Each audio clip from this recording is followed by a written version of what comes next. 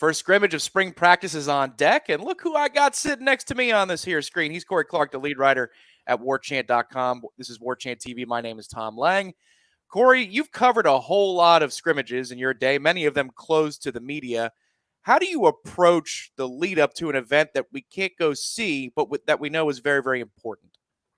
Yeah, I think the main thing the way to view it is you ask the head coach Thursday, like we did, what are you looking to see? What kind of scrimmage is it going to be? It sounds like it's going to be situational, which they still matter. It's still a big deal to these players, but it's situational for people that don't know or understand kind of what that means. It's not like they're going to just give the offense the ball at the 20-yard line and say, go score. There'll be a lot of 3rd and 8s, 3rd and 5s, 1st and 15s, 1st and 10s. And you just get a couple of first down plays, get a couple of third down plays, then maybe a new offense rolls in. So that's what it's going to be. And I think really, man, it's such an odd team to cover in the sense that, you're looking at the returning starters and there's so many of them. It's not like, what could you learn from the main people, Jared Burrs, Travis, Johnny Wilson, guys like that? What are you going to learn? I don't even know how much they're going to play. Nothing they do on March 25th is going to matter at all come September for them. It's really more about the Vandrevius Jacobses. It's more about even Kyle Morlock, a guy that's played college football but not here. Travis J, somebody trying to break into a rotation. That to me is what this scrimmage is all about, is seeing who can put whatever it's been 5 practices together, going on a stage like this for what it is, even though nobody's watching, and carry it over to a game-like, situational-like setting. Yeah, that's a big point, too, when it comes to specifically the quarterback play. You said, what can you learn about Jordan Travis? At this point, not much more. He's been solid as a rock through 5 practices this spring, from the days you've been there, the days I've been there, and everything in between. Would you suggest that this is probably the time that Mike Norvell was alluding to when he opened spring camp and he said, look, there are going to be days when we dial back Jordan, we don't use him as much. Wouldn't a scrimmage like this be the time to break in some of those younger quarterbacks behind Tate Rodemaker and to let maybe a battle for quarterback 2 play out with a little bit more work with the number 1 guys in the offense? 100%. That's what I would want to see. I would want to see, and frankly, I'm surprised I haven't seen more of that during the first 2 weeks of spring practice. Not that those other guys aren't getting a lot of reps, but Jordan's been in there the whole time. Yeah, I mean, look, this is where if A.J. Duffy's going to make a jump and actually contend for the backup quarterback spot, well, this is the time to do it. If he has a great showing on Saturday in these situational scrimmage-like settings, that's a good sign. He's been much better than he was last fall, in my opinion.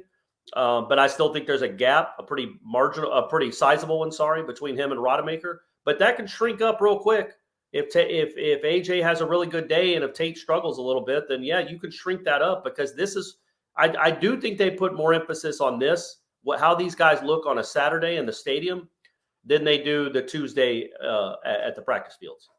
And we'll be asking those questions. Coach Norvell is going to be available a little bit later than lunchtime, probably 12:30, 1 o'clock by the time you can check in here on Warchant TV. We'll have it covered wall to wall. You can bet the quarterback question will be asked, Corey, but then there are other positions, and you named a couple of guys that I know I want to hear about, but who do you want to hear about?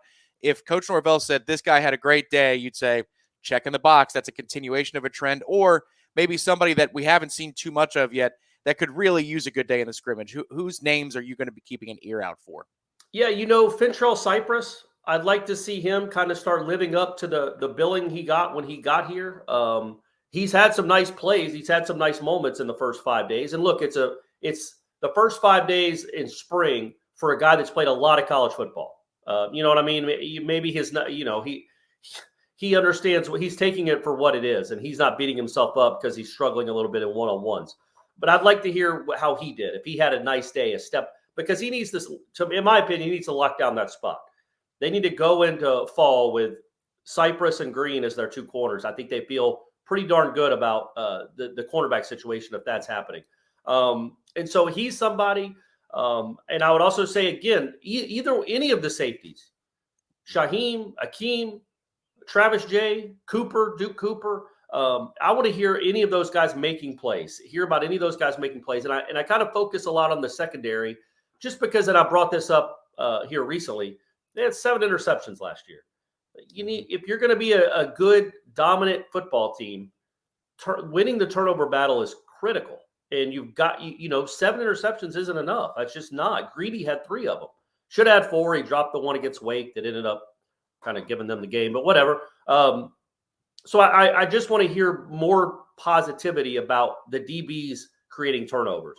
And on the opposite side, I don't know, man. Who Rodney Hill, I guess. Like who in the offense are you worried about or wondering who you think is going to take a step? Yeah, I'm not worried about anybody per se, but I can tell you somebody who made my list of standouts from day one of pads. He made your article observations on Tuesday, and then he made the observations article yesterday. It's Dre Jacobs. He continues to check boxes, and if he has another day, let's say that of the first 5 names Mike Norvell brings up in his wrap is Dre Jacobs. I mean, at some point, expectations are going to be real that he could contribute as a true freshman. Corey, the guy looks polished for somebody who should be still, picking out a prom date. Yeah, and he's the. By the way, he can still go to prom. I think you just swing on back home, Van Dravius, Dr. Dre. Come on, we call him Dre now. I like it.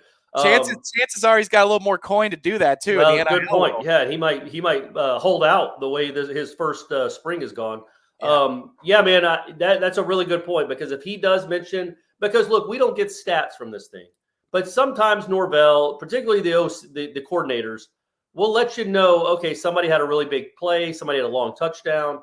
If Van Dravius Jacobs' names comes up again, well, yeah, I don't think it's about if he can play as a true freshman. It almost becomes, is this kid gonna start?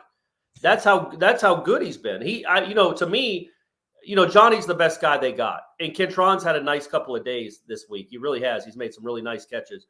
But this guy has something none of them have. He's got that speed, that elite top-level speed, and he's polished. He does kind of remind me of Rashad Green in the sense that and I think I brought this up on Wake Up. Maybe it was headlines. I don't remember. I do so many podcasts these days, Tom. It's hard to keep track. I talk so much. But it kind of reminds me of Rashad when he came in wasn't the biggest name of the receivers that were in the class. It was Kelvin Benjamin.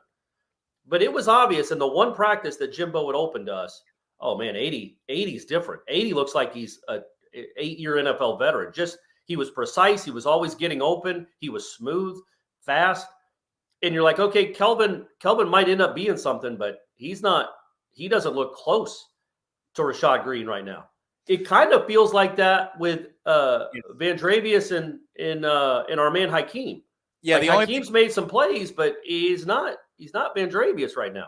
It's funny you say that because I can remember that open practice like yesterday. We were in the press box for that. Usually they made us sit in the stands, but I just remember writing down 80. Holy cow, look at this guy get out of his breaks.